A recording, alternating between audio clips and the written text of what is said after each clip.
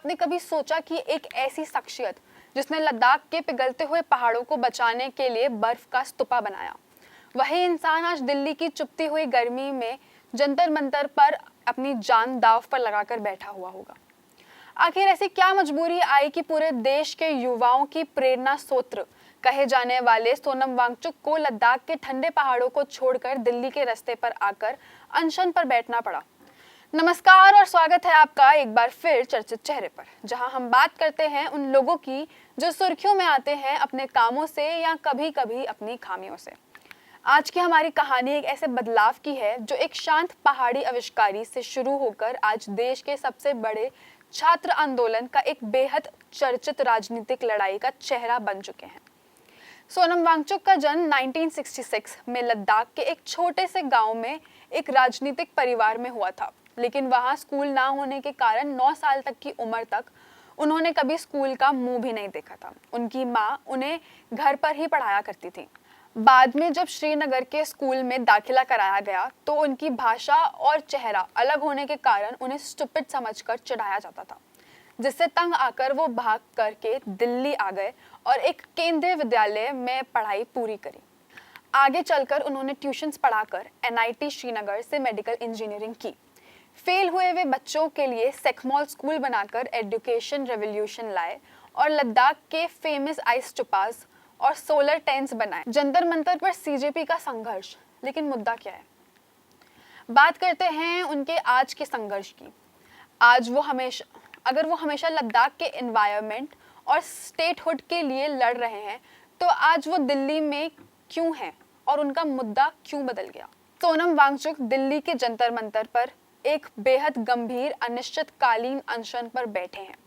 इस बार वो अकेले नहीं हैं, बल्कि कॉकरोच जनता पार्टी और बड़े छात्र संगठन जैसे KYS, केंद्रीय युवा संगठन, all India student association, student federation of India के साथ मिलकर देश के एजुकेशन सिस्टम के लिए लड़ रहे हैं। आखिर CJP और सोनम वांगचुक की गवर्नमेंट से प्रमुख मांगे क्या हैं? आखिर क्यों ये सब मिलकर अनशन पर बैठे हैं? देश में हुए नीट UG और बाकी प्रतियोगी परीक्षाओं के बारे में हम सब जानते हैं और उनसे जुड़ी घटनाओं के बारे में भी, जैसे पेपर लीक और कई बच्चे जो अपनी जान कुर्बान कर चुके हैं। छात्र के लिए न्याय मांगने के लिए आज CJP और सोनम वांगचुक केंद्रीय शिक्षा मंत्री धर्मेंद्र प्रधान के रेजिग्नेशन की मांग कर रहे हैं।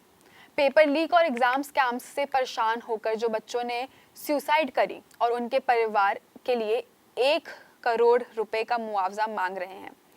देश के पूरे परीक्षा व्यवस्था में ट्रांसपेरेंसी और बड़े सुधार लाने की जरूरत है, ताकि युवा का भविष्य सुरक्षित हो सके और वो अपने लिए लड़ सके। लेकिन क्या अनशन एक सफलता होगी? क्या CJP और सोनम की बातों और सेहत को ध्यान में रखा जाएगा? CJP के फाउंडर अभिजीत डिपके और बाकी टीम ने सरकार के इस मुद्दे पर चुप रहने के लिए कड़ी निंदा की है। इस बड़े अनशन को देखकर देश के बड़े लीडर्स जैसे राकेश टिक्कर, अरविंद केजरीवाल, डिंपल यादव, पवन खेरा और बड़े बॉलीवुड फिल्म मेकर किरण राव जैसे लोग जंतर मंतर पहुंचकर CJP के इस आंदोलन को अपना पूरा समर्थन दे रहे हैं। लेकिन सरकार की तरफ से अभी तक कोई रिस्पॉन्स नहीं आया है।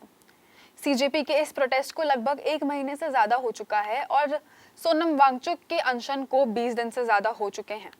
उनकी हालत लगातार चिंताजनक होती जा रही है। उनका वजन 9 kg से गिर चुका है और डॉक्टर्स के मुताबिक उनका मसल लॉस और कीटोन लेवल गंभीर स्थिति पर आ चुका है। 21वें दिन जब सोनम वांगचुक ने अपनी हेल्थ के बारे में बताते हुए एक वीडियो डाला, तो 18 जुलाई को लगभग सुबह 8 बजे के आसपास दिल्ली पुलिस सोनम जी को जबरदस्ती उठाकर अस्पताल ले गई। आखिर में सरकार की नजरअंदाजी देखकर CJP ने सरकार पर दबाव बनाया और 20 जुलाई को एक बड़ा सांसद मार्च करने का फैसला लिया। आखिर सोचिए, एक ऐसा इंसान जिसने अपनी पूरी जिंदगी देश को नए आविष्कार दिए और बच्चों को पढ़ाना सिखाया, आज वही इंसान सिस्टम को सुधार और देश के यूथ के लिए अपनी जान दांव पर लगा चुका है। तो क्या हमारी सरकार और हमारा समाज CJP और सोनम वांगचुक के इस पुकार को सुनेगा, या फिर हमेशा की तरह बातचीत से अनशन के पीछे देश का भविष्य यही आवाज से दब जाएगा। इस एपिसोड के लिए सिर्फ इतना ही। फिर मिलेंगे अगले हफ्ते एक नए चेहरे के साथ। तब तक के लिए आप सोचिए, समझिए और पूछिए, क्योंकि हर चेहरा चर्चित होता है, बस नजर चाहिए। धन्यवाद।